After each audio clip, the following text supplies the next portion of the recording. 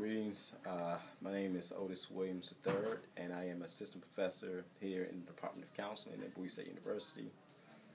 The first question that I was asked to address is, what is my definition of self-love, or what is self-love?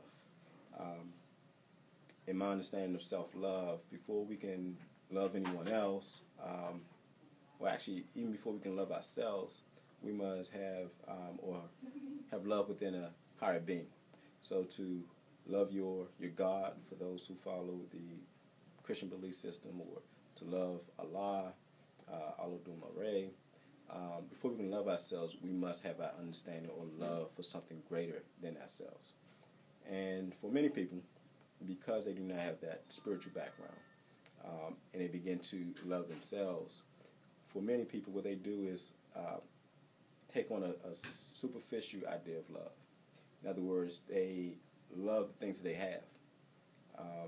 They love objects. They love their possessions. And they mistakenly interpret that as loving themselves.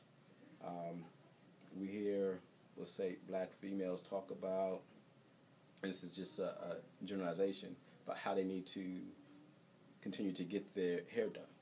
And for me, that's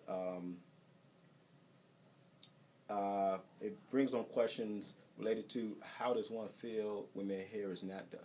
Do you love yourself because of how you look? Do you love yourself because of what you have? And if that's the case, then you will fall in and out of your love on a daily basis. You will fall in love and out of love with yourself on a daily basis based on these superficial aspects or ideas of what love is and loving yourself. So I believe that that's a mistake.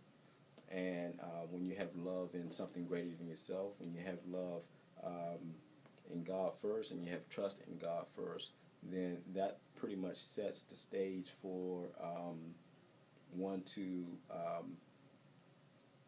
define who they are from the inside rather than from the outside. And from there, how do we achieve that? We achieve that through a spiritual understanding of oneself, and I don't mean to continue to discuss spirituality in relationship to religion. I'm not a hugely religious person. Religion serves as a vehicle for gaining a spiritual understanding. So one can be spiritual without being religious. But that is one vehicle in which how one can become spiritual. And understand who we are as African people. Spirituality also has its context. As a person of African descent, I believe that there's a difference between what we see here in the West in terms of spirituality and what is African spirituality. So I think having understanding and awareness and knowledge about African spirituality and living your life as a African person, a spiritual African person, is the first step to loving oneself.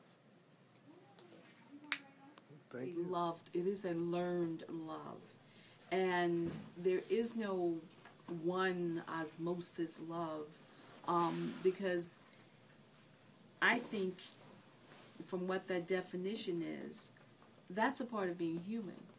We learn to express our love by watching others.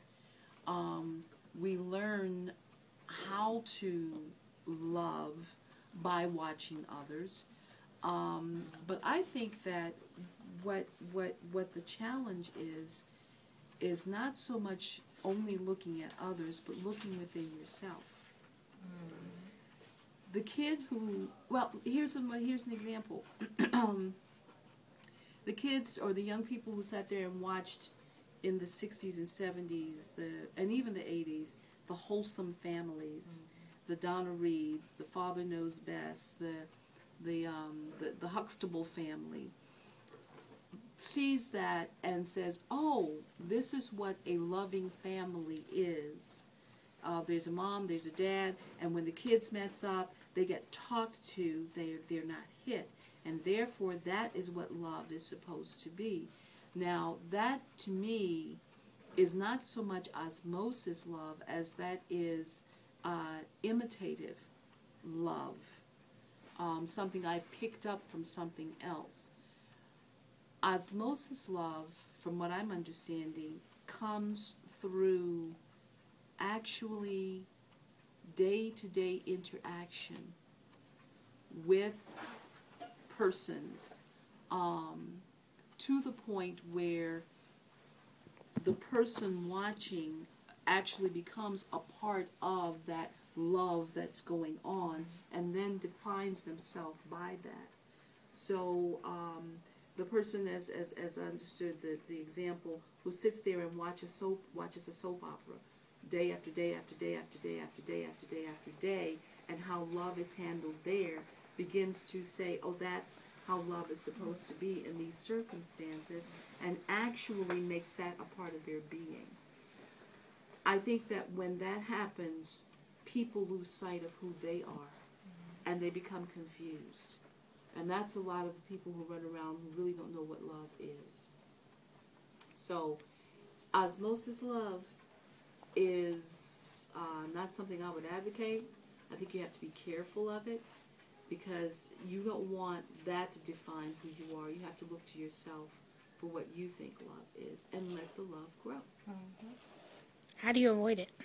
How do you avoid it? Remain in reality. I think that through knowing who you are, I think one of the best things we do for ourselves is to know who we are, and that really does have to start when we're children. If parents can teach their children to know who they are, not who parents want their children to be, but who are you? Who are you, Deborah? Who are you, Crystal? As a person, define who you are as a person. Then you grow that self-love. And I think if you have a strong foundation in self-love, osmosis love is not going to happen.